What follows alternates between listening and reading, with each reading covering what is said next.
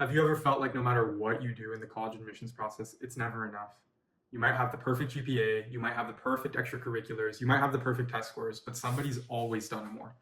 This is the situation I've heard from so many different students that I've worked with. They feel like they're incredible and they feel like they're doing everything they can be doing and more, and it's still not enough. This is something that is extremely common in the admissions process, not just with the students that contact me for my help, but also with students all over the country and all over the world. College admissions have become a toxic arms race. That's the reality, is that things have become more competitive than ever, and people are trying to do more and more, bigger and bigger things every single year to stand out from the crowd. Now, we know that this is the case right now. The problem is that it's creating a lot of burnout for students. It's creating a lot of issues, a lot of internal problems, and people feel like no matter what they do, they just can't stand out enough. So what I want to talk to you about today are some ways that you guys can mitigate the effects of this toxic arms race, actually stand out, and use some strategies to help you present a compelling college admissions profile that isn't going to kill you along the way. So first, I want to start by talking to you guys about the real story behind admissions. Okay, what is it really that colleges are looking for? So first of all, admissions officers are easily able to tell when a student is presenting fluff on their admissions profile. What that means is that they're able to tell when you're doing something that's not authentic, when you're doing something just for the sake of college admissions. The vast majority of admissions officers are able to tell. They've been trained to do this because, like I said, most students are just trying to pad their resumes and do more and more, but it's not something that they actually care about or something that actually ties into their story. So authenticity really matters here. When we're thinking about hyper-competitive admissions, checking every single box now doesn't necessarily give you a competitive advantage anymore because everybody has checked every single box. That's the situation that we find ourselves in. So what we really want to be doing is basically turning the traditional toxic college admissions arms race completely on its head and looking at it from a different perspective. Okay. And that's kind of what I'm here to help you guys do, is how can we reconsider the entire process in a way that's not only going to alleviate stress for you and make it more manageable, but also make you more effective. Isn't that crazy? You don't have to add more stress in order to be more effective. You can actually alleviate stress, find things that are more in line with what you actually want to do, and at the same time, see better results, even at the most competitive colleges in the entire country. I've experienced this firsthand, not only through my own admissions process, but also through the admissions process of the hundreds and hundreds of students that I've worked with from all walks of life. One example is a student that I worked with who had a 3.7 GPA, had one IB class, and a part-time role as a barista, and she got into Yale. Versus, I read about all of these different students on Reddit and College Confidential that are talking about having perfect GPAs, perfect test scores, 12 different APs, all of the extracurriculars, and they don't get into any of the IBs or any of the equivalent schools. What is going on there? That's what I'm here to help you guys unpack, is what is the difference between a student that truly stands out and a student that may have all the boxes checked, but is just not going to make the cut? How do you turn yourself into a truly competitive applicant? So I want to talk to you guys about what I call the authentic advantage. Okay. The authentic advantage is the framework that I have created after a decade of working with students and helping them through the college admissions process. And it's meant to help you figure out how to stand out in a way that's authentic and effective. So the first pillar that I want to talk about here is self-awareness. Self-awareness is so important because what that really means is that you're investing energy into experiences that actually help you grow. You're not just investing energy into experiences that you think are going to be effective for the college admissions process in general. They're things that are actually going to develop you as a person. If you're doing it just for the college admissions process, it's not going to be good enough. But if you're able to do it because it actually matters to you, because you're going to learn some lesson from it, because you're going to grow in some way, then it's actually going to help your process if you have the other elements that I'm about to talk about as well. So that self-awareness piece is really important. And that's why I always start the process with asking my students, what do you want? And why do you want that thing in particular? What is it that you're interested in?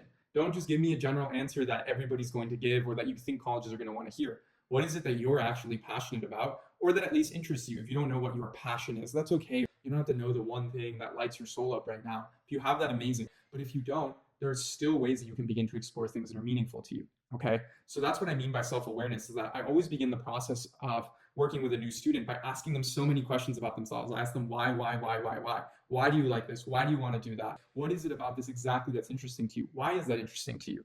The idea there is to really help you tune in to what actually matters to you. With that self-awareness, you now have the foundation to set up a very powerful admissions profile. That's the first step. It's not the only step though.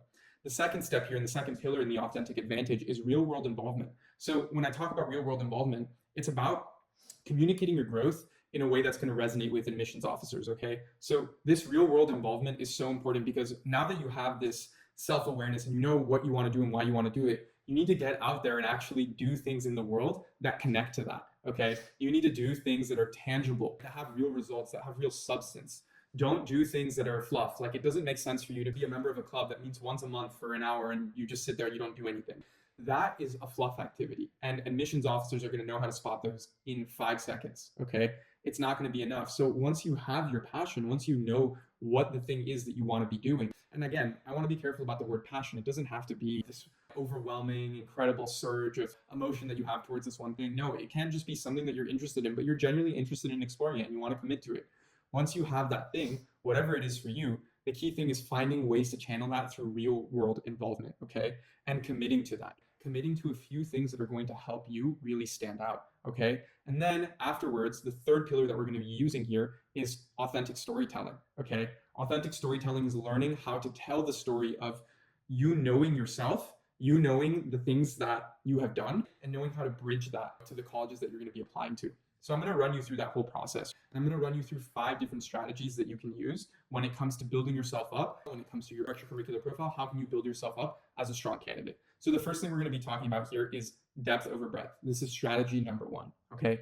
Depth over breadth. So what does this mean? This means that college admissions officers do not want to see you doing 10 different activities and just spreading yourself really thin, okay? It's useless. If you're going to be part of 10 different clubs, but you're not really going to be doing anything substantial at any of those clubs, not only does it look like you're just padding your resume, but it also takes away time that you could be using actually going in depth into a couple of things. So I always recommend when I work with students that you only work on, let's say, 2 to 4 really meaningful activities, and you go very in depth on those activities. Don't be a member of 10 clubs. Rather, be the president of 2 to 3 key things. Maybe you start your own business and maybe you lead a volunteering organization, and then you do one other thing that's of interest, like maybe a sport or something like that. You have these 3 key extracurricular pillars that you're working on that you put a lot of time and a lot of energy into. You're consistent with them. You're always doing more and you're building it up over time. That is far more powerful than doing 15 activities that you just can't really even keep up with and you're not doing anything meaningful. Remember, colleges want to see commitment, they want to see passion, and they want to see leadership. All of those things take time to develop, and you need to contribute a significant amount of energy to be able to show any of these things in any activity. You need to be able to show up consistently, take on leadership roles, and show genuine passion, okay? And that's something that's going to take energy. That's something that you're not going to be able to do in 5 seconds, in 5 minutes, in 5 days. It's going to take years to do that. So just keep that in mind when you're selecting this. When you really employ this strategy correctly, depth over breadth, what's happening is that you're showing admissions officers that you're not just another name on a roster or anything like that. You're really a driving force that's making a real impact. And that's the power of strategy number 1, okay? So let's move on to strategy number 2. This is the meaningful impact framework, okay? The meaningful impact framework is a way that you can demonstrate that your extracurricular activities are actually of service, that they're actually of substance, that they have real depth to them. This is very important because the process is not just about doing amazing things. It's about showing to colleges, proving to them that these things are amazing, that they have depth. So the first thing that I want you guys to be able to demonstrate under this framework is agency. Very important that you're able to talk about and show how you've engaged with your environment actively. You're not just like a passive participant. This is the example that I always give about students that just sit in club meetings but don't do anything. You have to be an active participant. You have to be proactive. You have to be a leader. You have to step up. Whenever you can show this with any of the extracurricular activities that you're doing, it's going to set you up very well. Now, the second pillar here that I want to emphasize is initiative. What have you taken leadership of? What projects have you initiated that maybe didn't exist before? Not only are you actively engaging, but you're also actively creating new opportunities. Very, very important part of the process that many people overlook. Maybe you're the president of a new club. Okay, that's great. It's great to have leadership and be the president of a club.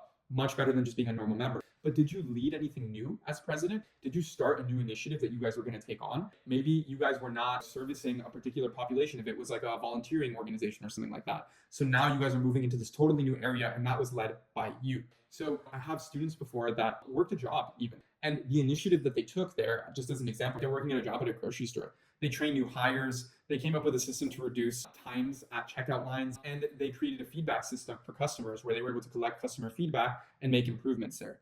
This is powerful because nobody told them to do these things. And it wasn't this crazy thing that they were doing at this crazy giant nonprofit they started. It was at the local grocery store in their town. But they took initiative. Very, very important thing, okay?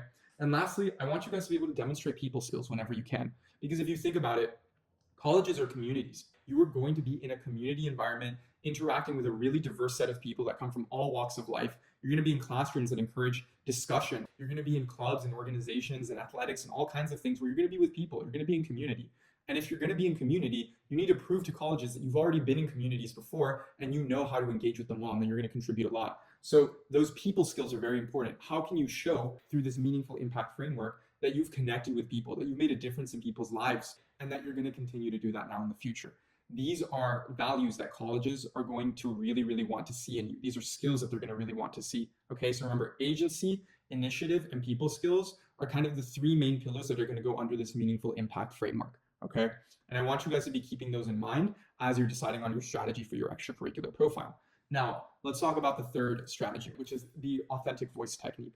You'll see that a lot of these strategies have to do with authenticity, because that's kind of one of the key things that I'm going to keep honing in on for you guys as we're talking about this process. Authenticity is king. Okay, it's the entire process. But let's talk about how you find your authentic voice. So the extracurriculars and the essays are actually not really two different things. The extracurriculars are you doing the thing, and then the essays are you explaining to them what the thing was that you did. So you always need to be keeping in mind how you're going to come across authentically and how you're going to talk about your experiences effectively. Very, very important. First thing I want to emphasize here is be direct. Don't be afraid to show what you did and what you learned.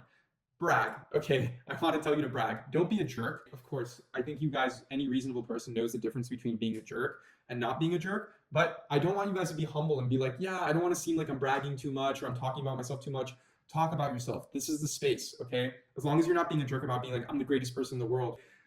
Talk authentically and be direct about your experiences and the things that you've accomplished. Don't hold back here, okay? Very important thing. I see too many students when they send me first drafts of essays, they're holding back. And that's not something that's going to be serving you at all in this process, okay? So please keep that in mind. And second, I want you guys to have an authentic voice here. What I mean by this is, yes, I want you to speak professionally. Don't talk as if you were talking to like your little brother, your little sister, or anything like that. Like super, super casual, but talk as if you were speaking to a mentor, somebody in your life that you care about and respect, but that you have a connection with.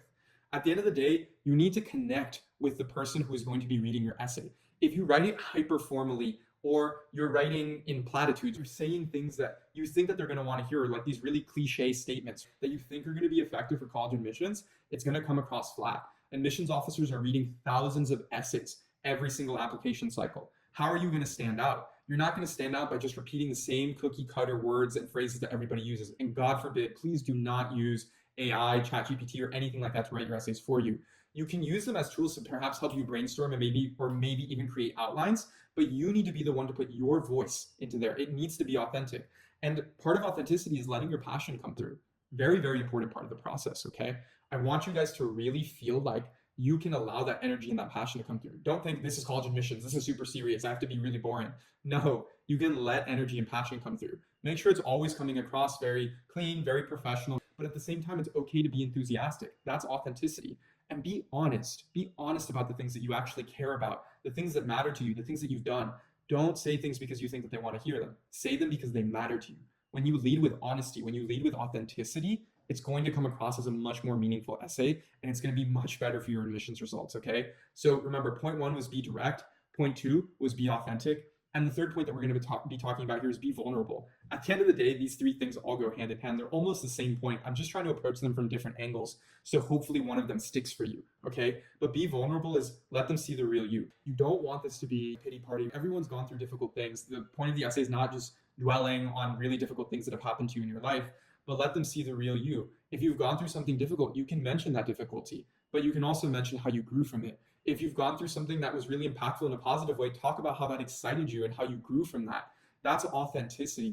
If you have a particular fear, but you're working on overcoming that, you can integrate that skillfully. You don't have to pretend to be this perfect human being who doesn't have any problems and is not going to cause any issues from the college, is only going to bring amazing things. You can talk about real things that matter to you, but you have to be able to talk about them in a way that shows that you know how to engage with yourself. You know how to grow from these things. You have learned lessons from the difficulties. You've learned lessons from the good things too, but you're also able to be vulnerable, okay? So this is what it means to bring your authentic voice out. This is a really big part of what I work on when I work with students is I don't write essays for students. No college counselor or AI chatbot or anything should be writing your essays for you. You have to write your essays. but it really helps to have somebody there who helps bring out your authentic voice, because without that, it's going to come across flat. There's just too many people submitting too many different types of cookie cutter essays, and it's going to make it so that it just falls short. Okay. So the last strategy that I want to talk about here is the genuine fit approach. This is probably the most important strategy in the entire admissions process. Genuine fit really is about demonstrating why you would be particularly good at this particular college. Lots of students confuse the admissions process as being about showing why they're an amazing applicant. Or some students mistake it as showing why the college is amazing. The problem is that neither of these strategies work. They're incomplete on their own. If you just talk about, hey, this is why I'm an amazing applicant, or you talk about, hey, this is why you guys are an amazing school, it's not going to cut it. They know that they're an amazing college. They don't need you to tell them that.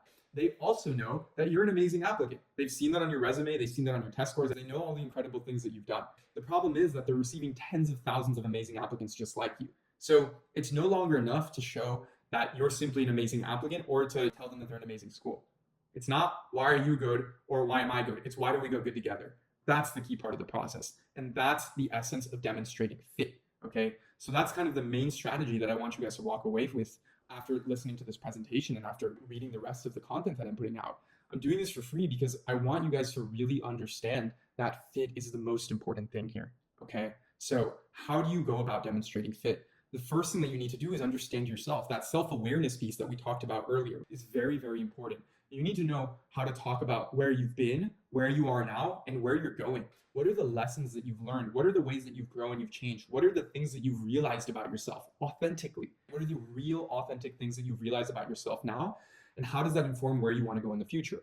If you understand that about yourself, and then you go do research about the specific colleges and you find this college has this specific offering, you can create that bridge. You can tie those two things together. So you might figure out that like you're super interested in innovation and entrepreneurship. That's something that you discovered about yourself through a whole process of real world things that you did. You didn't just sit there and say, I like this. You can show how you came to that conclusion about yourself. And then you realize that Stanford, for example, has amazing programs that are meant to foster student innovation, entrepreneurship, and all of these things. And you tie it into the specific field that you're interested in. When you're able to say, these are the amazing things that I've done and I've learned about myself, and these are the very specific offerings that your college offers. And therefore, it makes sense that I would want to go to your college because I'm going to grow immensely through the offerings that you guys have. You have tied yourselves together. You have demonstrated fit. That's the important part of the process, okay? And that's what I want you guys to walk away with here. A demonstration of fit, okay? Don't focus on why am I good? Don't focus on why are you good? Why are you good? Focus on why do we go good together? If you can do that, you are making for an extremely powerful college admissions application, okay? That's the last key strategy that I want to leave you guys with here. And so kind of the final point is stop chasing success. Stop chasing a particular school that needs to get you in, and stop contorting yourself to try to fit into this particular school. Instead, start showcasing who you really are. When you lead with authenticity, when you lead with honesty, and when you're able to demonstrate fit, you will get into the schools that you want to get into because it will be a no-brainer for the colleges to let you in. You're not just one of those tens of thousands of super highly qualified applicants that are applying. You're unique now because it's not just that you're amazing, but you go amazing with them. That's the key thing that you want to be emphasizing here. So your real experiences, not the manufactured ones, the real ones, the real nitty-gritty details of your life. When you're able to communicate those things well, tell the story well, demonstrate fit, it's far more compelling than any box that you can check off for an extracurricular to get into even the most competitive schools in the country.